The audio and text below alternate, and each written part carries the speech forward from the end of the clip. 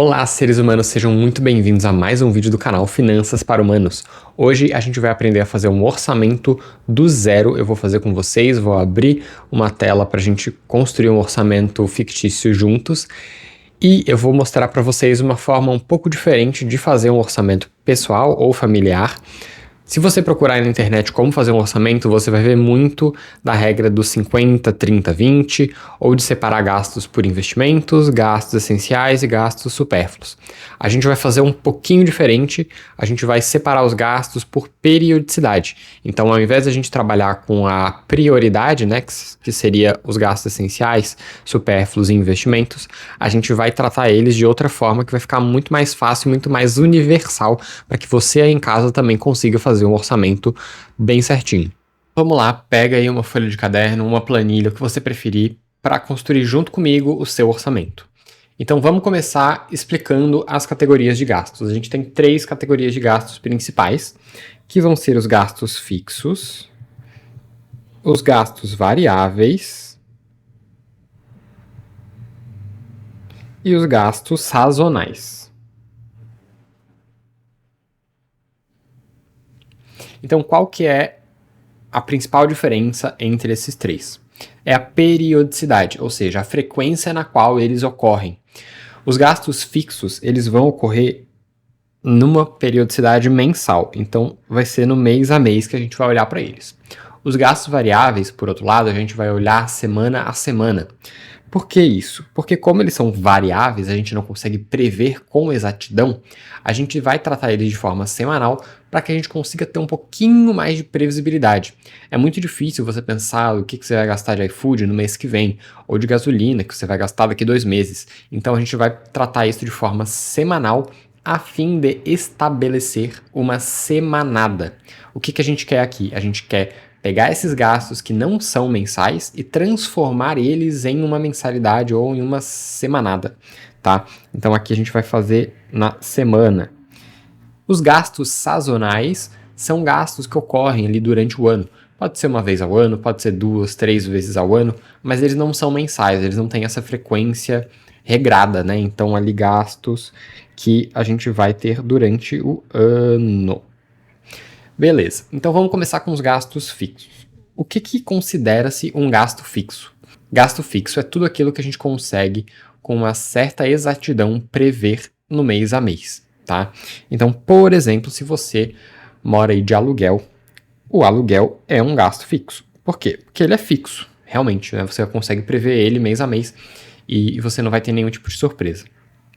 Aí alguém me pergunta: João, eu pago condomínio. E o condomínio, ele varia mês a mês. Tem mês que eu pago 500, tem mês que eu pago 560, tem mês que eu pago 600. E aí, o que eu boto? Boto ele como variável? Não, ele é um gasto que a gente consegue prever. A gente não tem a exatidão do valor, mas a gente sabe aproximadamente que vai ficar em torno daquilo, de 500 a 600 reais. Então aqui a gente poderia botar, nesse caso, 550. E o aluguel eu vou botar ali em 2.000. Que é um gasto fixo, a gente sabe já quanto que vai ser, beleza? Então vai listando aí todos os seus gastos fixos, tudo que você paga mês a mês, e você sabe com exatidão ou muito próximo quanto que vai ser esse gasto, tá? Uma dúvida muito recorrente: mercado é gasto fixo ou é gasto variável? Mercado pode ser fixo ou variável, vai depender do que você quiser, tá? Se você faz uma compra mensal, uma compra grande, né, compra do mês, é um gasto fixo. Agora, se você vai toda semana ou várias vezes na semana no mercado comprar pão, hortifruti, coisas que, né, são perecíveis e estragam rápido, cabe fazer 2 mercados: o mercado fixo, que é o mercado grande do mês a mês, e o mercado variável, que é aqueles gastos na semana que você vai ter ali disponíveis para gastar. Então eu vou botar aqui que faz uma compra, né, uma compra grande, mercado do mês, de R$1.500. Fechou? Então vai listando tudo que você tem aí. Eu vou colocar aqui, por exemplo, uma assinatura de streaming. Então, assinatura de streaming, vou botar R$80 aqui, alguns 2 ou 3 streamings. Outro gasto fixo que a gente pode colocar você está morando de aluguel, mas você está também tentando financiar um carro, né? Então você está financiando um carro e você tem ali uma parcela para pagar ali por ainda 3 anos, né? Então, vamos lá, parcela do carro de R$1.000. Então, fechou. Você coloca todos os gastos fixos e agora vamos somar junto comigo, tá? Então, vou dar uma pausa aqui para somar ali com a calculadora e já volto com vocês. Então, beleza. Aqui, só de gasto fixo, já deu R$5.130. Beleza? Então, a gente tem esse gasto fixo. O que isso significa? Significa que a gente tem um compromisso mensal de 5.130, né? É bastante. Agora, vamos pensar nos gastos variáveis. O que é um gasto variável? Como eu já falei, são gastos que a gente sabe que vão ocorrer ali nas semanas, né? E a gente vai deixar ali previsto uma semanada. Então, vamos colocar que você vai no mercado, aquele mercado que a gente falou de feira, padaria, esse tipo de coisa. E aí vamos colocar aqui um limite de 150 por semana, tá? Padaria, mercado, hortifruti. Fechou? Além disso, você vai botar ali de gasolina cerca de R$50 por semana para fazer as suas viagens, ir para o trabalho, enfim. Você vai comer, né, no trabalho, então você vai ter uma alimentação diária de mais ou menos R$100 por semana, ok? E nos finais de semana, final de semana, botar aqui no fins, você vai sair para comer, vai sair, enfim, vai no bar, vai se divertir e você vai querer gastar ali pelo menos por semana R$120. Fechou? Então agora a gente também vai somar esses valores, aí eu já volto aqui com o valor somado. Esse é o nosso valor semanal, ok? É o valor por semana que a gente se propõe a ter de despesas. Se isso aqui está em semana e isso aqui está em mês, concorda que a gente está trabalhando com tempos diferentes. Então a gente precisa juntar tudo isso em um só período. Ou a gente vai tudo para o mensal ou tudo para o semanal. Vamos trabalhar aqui no mensal, que fica mais fácil da gente visualizar. Então a gente vai pegar esse 420 e vai multiplicar por 4.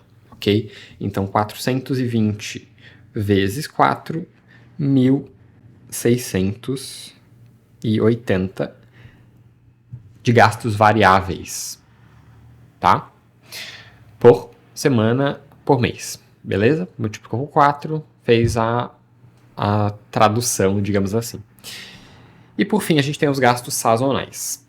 Como eu falei, são gastos que a gente consegue prever que vão acontecer, mas eles não são frequentes, né? Não tem uma frequência definida ou acontecem poucas vezes ao ano.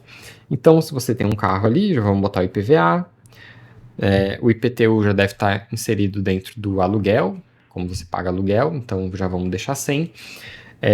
Você vai ter gastos de compras, né? Então você vai comprar roupas durante o ano, você vai ter aniversários para ir, você vai ter que comprar presente de Natal, por exemplo, né? Outras datas comemorativas,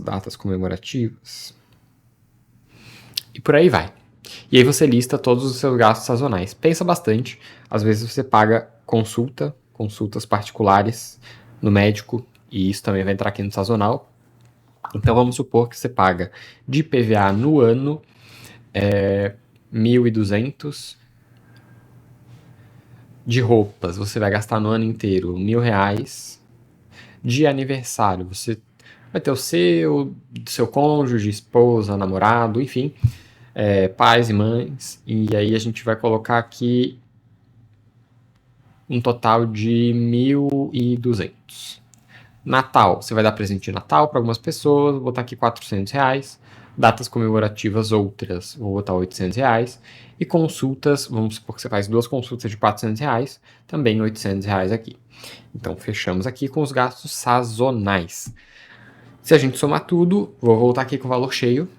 Beleza, temos R$5.400 de gastos sazonais no ano. Lembrando que aqui a gente está trabalhando em um período diferente.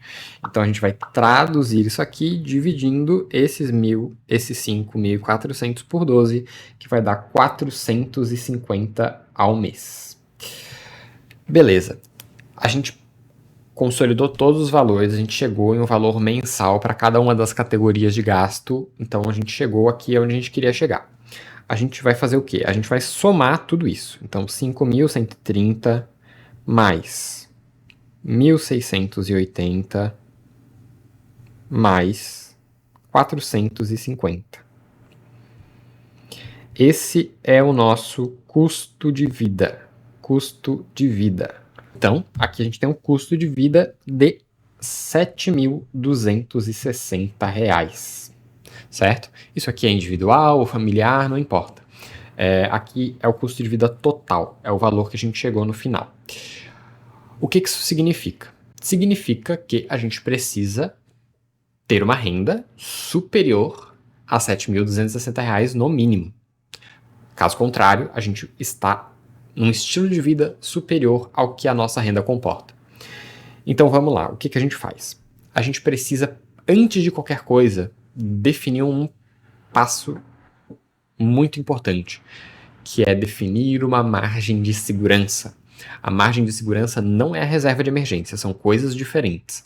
A reserva de emergência ela vai proteger o seu patrimônio. A margem de segurança ela vai garantir que a gente vai conseguir seguir esse orçamento, mesmo se em algum mês, por exemplo, esse condomínio aqui vir mais caro, você gastar um pouquinho mais do que você queria de mercado, essa consulta aqui do médico, uma delas vai aumentar em R$ 100, seu IPVA vir um pouquinho mais caro do que você previu. Então, essas coisas que a gente não consegue prever, a gente vai delimitar uma margem de segurança. Quanto precisa ser essa margem de segurança? Depende. Eu gosto de trabalhar de 1,15 a 1,20 do custo de vida. Ok? Então, eu vou considerar aqui 15% ou 20% do custo de vida total a mais como uma margem de segurança. Então, a margem de segurança aqui nesse caso, nesse exemplo aqui, e aí você pode calcular aí na sua casa também a sua margem de segurança. Aqui vai ser 7.260 vezes 0,15. Vai ser de 1.089. Aí você vai pensar assim, João, é muito dinheiro, R$1.089 é muito dinheiro. O que eu vou fazer com esse dinheiro? Ele vai sumir, vai desaparecer? O que vai acontecer? Calma. Se você não usar a margem de segurança, ela vai ficar na sua conta. Né?